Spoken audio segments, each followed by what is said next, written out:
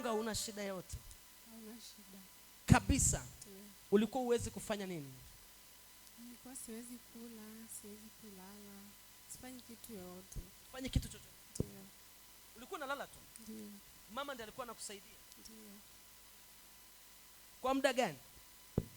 Mwezi. Ndio. Ulikuja mara ya kwanza hapa? Ndio. Lini? Ilikuwa Jumatano ya wiki iliyopita.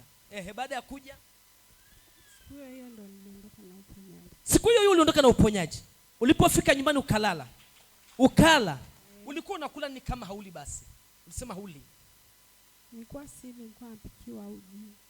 Kiletea chakula na kula kidogo, yani kama kuna kitu kinanikaba kwa hapa, chakula kishuki.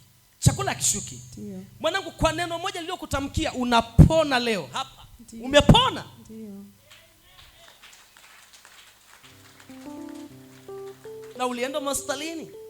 Sikurudi tena hospitali. Hukurudi tena? Ndiyo. Lakini sasa hivi unainama vizuri? Kabisa. Ulikuwa huwezi kuinama? Ndiyo. Hebu inama nikuone. Inama. Inuka. Kabisa. Mama, mimi nataka watu waamini hapa. Njoo mama, njoo. Na wewe unapona leo. Na siku hiyo nikaona tatizo kupitia kwa mama, liende kwa mama. Nikamwambia, niambia mama anaumwa mguu na kiuno, na ile siku alienda hospitali asubuhi. Yaani wakati nakwambia mama anaumwa kiuno, mgongo na mguu. Ndiyo. Ni kweli? Ndiyo. Na hatujaongea mimi na wewe. Hapana. Mama nidhibitishe, maana leo na unapona. Mama, ni kweli mwanao alivyosema juzi alikuwa na nini? Ndio. Alikuwa hali hawezi kufanya kitu chochote, ni amelala tu. Amelala tu kabisa. Kwa muda gani? Kwa muda mwezi. Yaani tokea atoke Dar kuja nyumbani. Kwa hiyo amekuja Dar kwa sababu ya ugonjwa? Ametoka Dar kwa sababu ya ugonjwa. Hali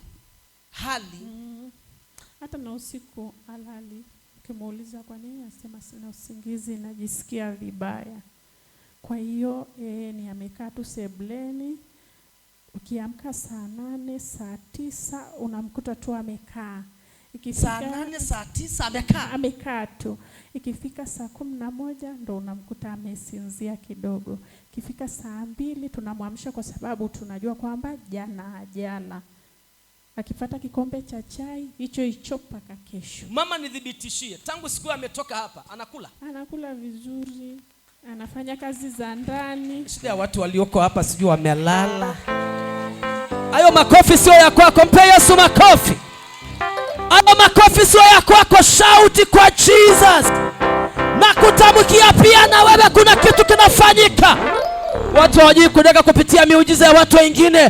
Natamka kupitia huyu hata kwako yatokee mambo.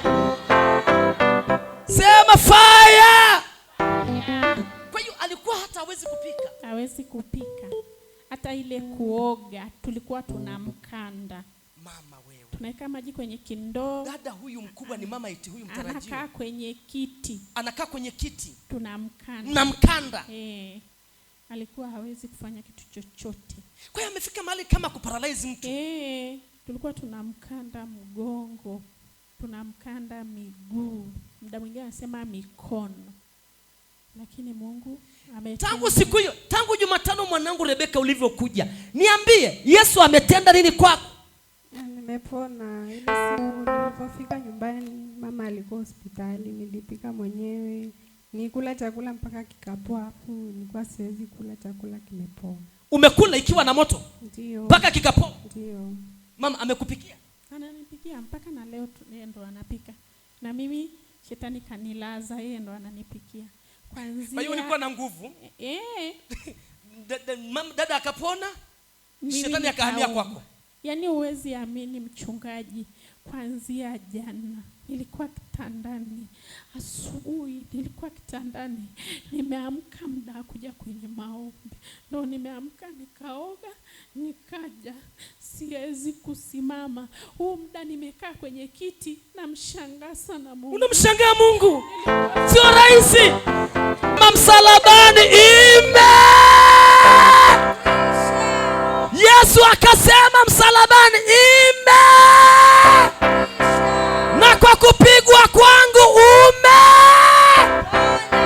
kwa kupigwa kwangu umepata kazi, kwa kupigwa kwake umepata kuolewa.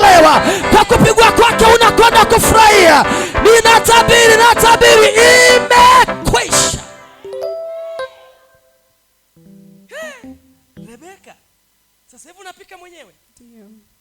Mama, imehama kwako? Umekuja kanisani kwa shida? Nimekuja kwa shida. Sasa unaonaje kwamba ni Yesu aliyesema imekusha isha kwake? Rebeka, hata sio imebadilika. Siku umekuja umenyong'onyea sana. Sasa siku hizo unakula bakuli ngapi ya chakula? Ulikuwa unakula uji. Sasa hivi unakula sana. Na kushiba. Kabisa.